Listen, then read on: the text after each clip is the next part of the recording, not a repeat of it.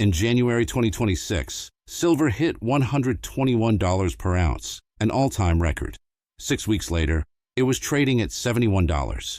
That is a $50 collapse. 41% gone. And here is the part nobody is telling you. While that price was collapsing on paper, the physical metal was leaving COMEX vaults at the fastest pace ever recorded in the exchange's history. 120 million ounces, $9 billion worth of silver, gone, out of the warehouses, in a matter of weeks. Price down, physical demand up, simultaneously. That is not how markets are supposed to work. And if you understand why those two things happened at the same time, you will understand exactly where gold and silver are going next. Welcome back. Everything in this video is pulled from official sources: CME Group Vault reports, CFTC filings, World Gold Council data, and direct institutional research. Links are in the description. If you are new here, hit subscribe now. Because what is building inside the gold and silver market right now is not visible in the daily price. It is visible in the plumbing, in the delivery data, in the vault flows, and in the positioning of the largest institutions in the world. That is what we track here, and that is what we are going to walk through today. We are going to cover 3 things. First, what is actually happening inside COMEX vaults right now that the price does not reflect? Second, why the mainstream argument against gold and silver in 2026 is built on a metric that does not matter. And third, what the historical data says about how high this recovery can actually go, with specific numbers. Stay to the end. The numbers in the final section are the ones worth waiting for. Not financial advice. Your money, your decisions. I am an analyst, not your financial advisor. Here is the conflict at the center of this market right now. On one side, the paper silver market. Futures contracts traded on COMEX. Digital claims. Numbers on screens. The entire infrastructure of price discovery that most investors assume reflects physical reality. On the other side, the physical metal. The actual bars sitting in vaults. The 1,000-ounce chunks of refined silver that institutions are now demanding delivery of, not settling for cash, not rolling their contracts forward, actually demanding the metal. These two things are supposed to move together. When paper price rises, physical buyers pay more. When paper falls, physical gets cheaper and flows back in. That is the equilibrium the system depends on. That equilibrium broke in January 2026. And the clearest way to see it is through a single ratio that most retail investors never look at. It is called the coverage ratio. It measures what percentage of outstanding paper claims on COMEX silver could actually be satisfied with the registered inventory, the metal that is genuinely available for delivery. Right now, total COMEX silver inventory sits at approximately 440 million ounces. That sounds like a lot, but here's the catch. Only around 124 million ounces of that is registered, meaning it is actually warranted and available for immediate delivery against futures contracts. The remaining 316 million ounces is eligible, metal sitting in the vaults that belongs to its owner and cannot be touched without their permission. So when a futures buyer stands for delivery, the exchange can only draw on those 124 million ounces. Now let me show you the math that matters. Do it with me. Open interest on COMEX silver futures currently represents hundreds of millions of ounces in paper claims. If even 10 to 25% of those participants demand physical delivery, a conservative assumption, the exchange faces delivery requests that could approach or exceed that entire registered pool. That is not theory. That is documented history. And in 2026, it has already started happening. Let me walk you through the numbers that changed everything. And I want you to pay close attention here, because this sequence of data is not being discussed anywhere near the level it deserves. December 2025, 65 million ounces delivered, a single-month record, the largest physical settlement in the history of the COMEX silver market. Let that sink in. Not in 2008, not in 2011. In December 2025, January 2026, 49.4 million ounces delivered, 7 times the historical average for January, which has traditionally been a quiet month. 7 times. In a single week in early January, 33.45 million ounces were physically withdrawn from the vaults. That was 26% of the entire registered inventory, gone in 7 days. All of 2025 combined settled 474 million ounces of physical silver. The year before, 203 million. The number more than doubled in one calendar year. Without a headline event most people could name. Without a mainstream explanation. It just happened. Let me restate that so it lands properly. Not a 20% increase. Not a 50% increase. The volume of physical silver being demanded for actual delivery more than doubled in 12 months. And the price fell. Does that sound like a free market to you? Now here is where it gets even more interesting. In early February 2026, as silver's paper price was getting crushed, something happened at iShares SLV Silver ETF that rarely makes the news. In a single day, SLV recorded more than 1,023 tons of inflows, approximately 32.9 million ounces. That was the third largest single-day inflow in the fund's entire history. The price was falling, and the largest institutional buyers in the world were loading up. Emotional sellers were creating the opportunity. Unemotional buyers were taking it. Then there is the vault drain itself. Since the start of 2026, over 70 million ounces have left COMEX's eligible category alone. Registered metal has seen 50 million ounces walk out the door. The math on this is staggering. At the current depletion rate, some analysts project registered inventory could approach critically low levels before September of this year. Not empty, but thin enough that the delivery mechanism faces serious structural pressure. SchiffGold, pulling directly from CME data, described a pattern clearly.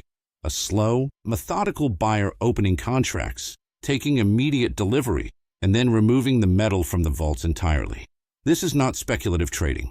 This is someone or multiple someones who want the physical bar in their own custody. And where is it going? Part of the answer is east. JP Morgan has been shipping metal to Asian buyers at premiums of $10 per ounce or more above COMEX prices. The buyers absorbed both the premium and the import taxes, willingly, repeatedly. That tells you something important about how urgently they valued the physical bar over any paper claim against it. Meanwhile, the Sprott Physical Silver Trust announced in January 2026 a $2 billion capital raise specifically to purchase allocated physical silver. At then current prices, that single institutional move would buy approximately 18 million ounces, roughly 16% of the entire COMEX registered pool, in one transaction. Sprott is not a solar panel manufacturer. They are not an electronics firm sourcing material for production. Sprott is a financial institution that has concluded physical silver is worth more than the paper claims against it. And they are committing $2 billion to that conclusion. Here is the data point I want you to sit with, because this is the one that does not get explained away. On a single day in early January 2026, JP Morgan issued delivery notices for 8.1 million ounces of silver, acting as the seller, the metal provider, the entity making delivery. That is notable in itself. But here is what made that day extraordinary. Despite those deliveries clearing contracts off the books, open interest in the contract increased by nearly 1,500 contracts on the same day. New buyers were arriving faster than the metal was clearing. Think about what that means. You have the largest bullion bank in the United States standing for delivery on one side. And on the other side, new long positions are being opened faster than metal is being cleared. The queue for physical silver was growing even as delivery was happening. Andy Schechtman, who has been watching COMEX delivery flows for 3 decades, called what is happening in early 2026 a full-blown run on physical metal, driven by institutional buyers of a caliber the exchange has never processed. And yet, through all of this, the paper price fell more than 40%. That disconnect between paper price and physical demand is not a flaw in the system. It is a feature of how futures pricing works. Paper price is determined by the futures exchange. Physical supply stress is determined by reality. These two things can diverge. They have before. And historically, when they do, one of them eventually catches up to the other. It is never the vaults that fill back up overnight. Now let me address the argument that fills the financial media every time gold and silver are under pressure. You have heard it. Oil is rising. Inflation is rising. The Federal Reserve will raise rates. Higher rates are bad for metals. Stay away. That argument sounds logical. It is almost entirely misdirected. Here is what it leaves out. The metric that actually drives precious metals prices is not the nominal interest rate. It is the real interest rate. And real rates are calculated by subtracting inflation from the nominal rate.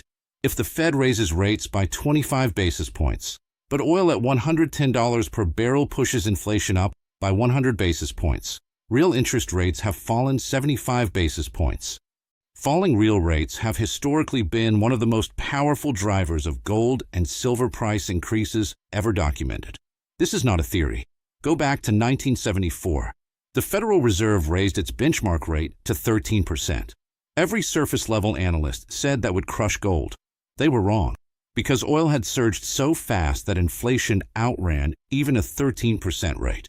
Real rates sat at negative 2.9%. Gold rose 66% that year.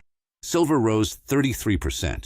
In 2026, with Brent crude near $110 per barrel and the Fed holding at 3.50 to 3.75%, this dynamic is already in motion.